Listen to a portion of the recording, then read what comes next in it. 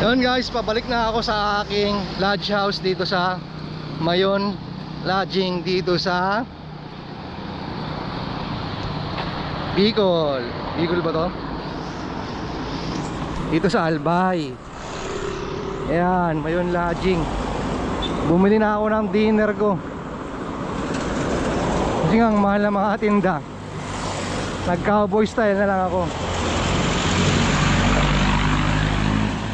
Ayan na siya guys, kilalang kilala yan, Mayon Lodging. Malapit sa Kagsawa Ruins. Ayan o. Bukas makikita nyo ng maayos yan. Meron naman silang sariling resto. Yun nga lang, hindi ko type eh. Kasi may pizza rin.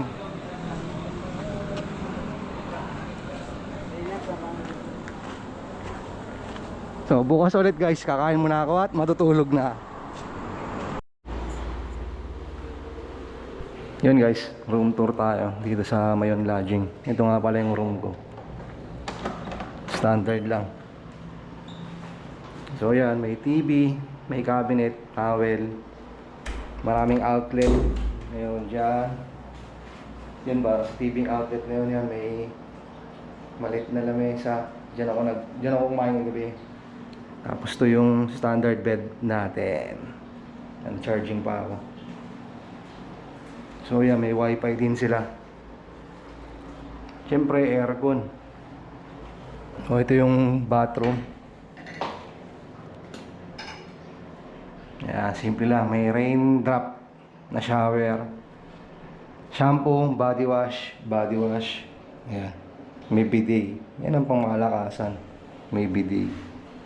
Siyempre may selfie mirror. Balik lang natin to. Kasi tayo ay mag-out na at dadaan tayo sa Kagsawa. So ito yung room ko, 1,000 pesos siya per night. 12 hours, pero pag nagbayad ka ng 1 to 24. Eh hindi naman tayo magtatagal talaga. So this is it, aling maliit. Mag-out na tayo dito sa Mayon Lodging. Punta tayo ng Kagsawa. Again, this is the room tour. For 1,000, kung pupunta ka dito, highly recommended tong Mayon Lodging. At syempre, aakit tayo ng rooftop para makita nyo yung pinaka maganda dito sa Mayon Lodging. Let's go!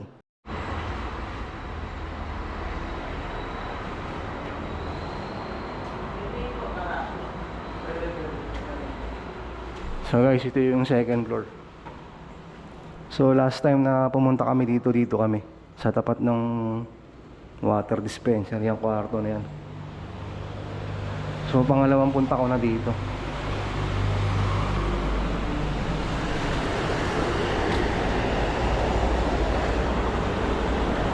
So guys, yun lang, naulan. Bad trip yan. Ano, tumila na yung ulan, sakto. I love Bicol.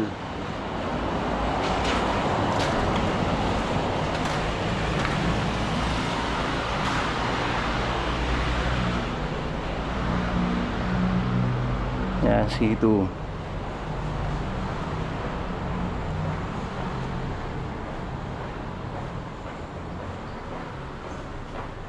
Tara. Matatano ba natin si Magayon? Yung back door. Gusto mo ng scenery. Ayan.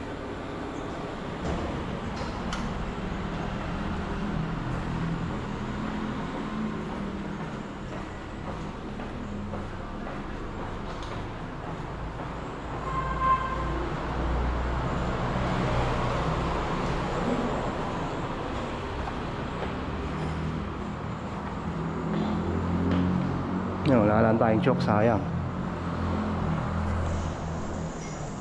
Ayun, may choke guys, may choke.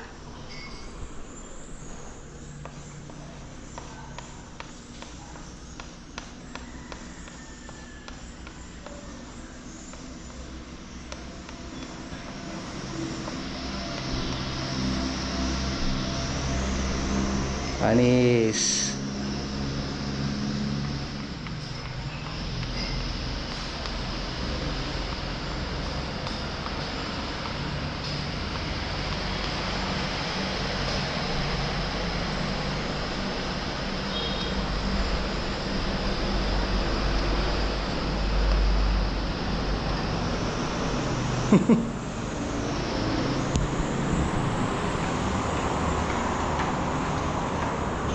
Kitchen. So magpaluto.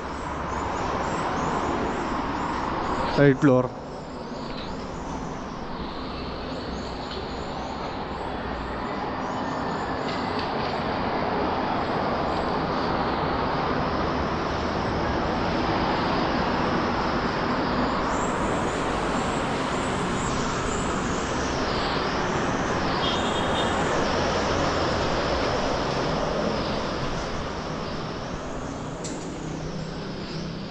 So ito na guys, yung oh. Diba? Diba walang magayon? Oh. Wala tayong magagawa guys, walang clearing. So dito sana yung epic view. So wala, mulan eh. Siguro kung maghihintay ka dito mga after lunch o mamaya maya, baka magka-clearing yan. Kaso nakapag-out na tayo, mag-aalmusal tayo. Siyempre pupunta pa rin tayo sa The Ruins. Hindi pwedeng di ka pupunta doon, nandito ka na eh. So ito na yung pinaka-terrace nya. Siguro sa separate video ko na lang to. Yan. Oh. Di ba? May terrace oh. Dito yan, mayon lodging lang, malakas. Ayan si Magayon, ayaw talaga magpa-clearing.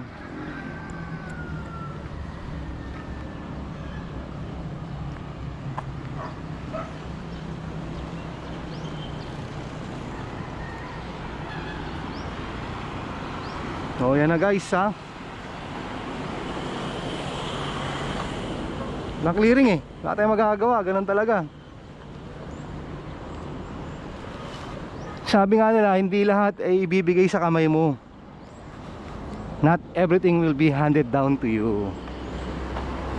So anyway yan, maganda naman talaga ang Vulcan Mayon oh. Baka naman, pwede mong iangat yung ulap na yan. So yan yung perfect cone. No?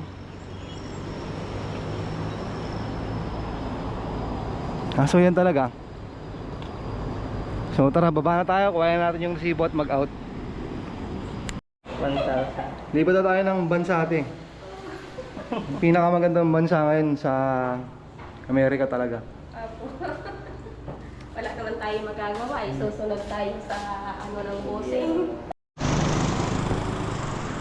So yun na guys, nakalabas na tayo ng Mayon Lodging.